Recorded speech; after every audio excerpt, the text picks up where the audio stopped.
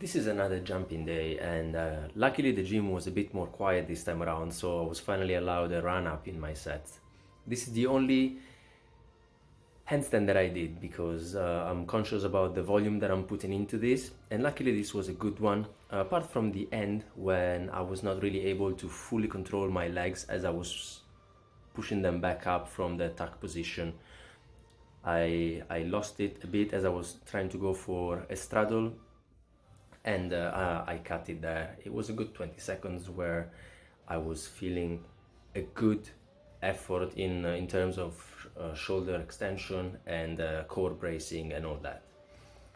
Now going into the jumps, I was doing a few sets with alternating penultimate steps, but I wasn't really feeling the left one much. And similarly to what I did the previous time, I added a plate on top of the boxes, which I believe brings the total to about 108, 109 centimeters.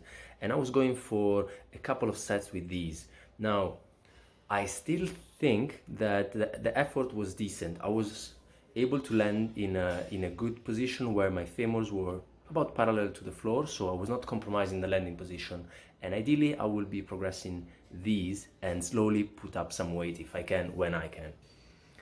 Now going back to the Nordic curls, as the usual natural extension for the jumping days, I was not able to replicate the crazy effort of a few days back when I was pulling 2 sets of 5 repetitions. This time I did 4 in the first set, and I did feel like I did not have the same elasticity and the same bounciness as I was going down. And the second set that I did, I was able to do 3 clean repetitions. The fourth one, I felt it was going to be a bit of a struggle, and I did not want to push it too much, so I just went into a bit of an assistance to go back up. 2 sets, 4 and 3 repetitions. I'm still happy about that, and I was supersetting this set with some drag curls. What I'm doing this mainly for is the elbow health aspect, since I'm doing a lot of pressing and I want my elbows not to be a weak point. Speaking of pressing, it's with good timing that the overhead presses and the upper body part of the workout is now coming along. I was pretty happy with the way that these actually went, because I was doing 3 sets and I was able to do 7 in the first one, so more than I've ever done up until now, and 6 in both the second and the third set. I think that in the end it was all made with decent technique. I was not compromising my back position. I was not cheating too much. There was a little bit of a slowdown in the last repetitions, and that's when my triceps were kicking in. So I think that everything was doing their job quite well, really. And I was going into the usual superset with the neutral grip pull-ups, and again in here the idea is always the same. It's something that I want to do for as many clean reps as possible when I am fully extending my arms. I'm keeping my torso and my legs straight, and I'm pulling all the way up until I touch my chest to the bar, and I repeat that until I cannot do that any longer, and that is the end of the set.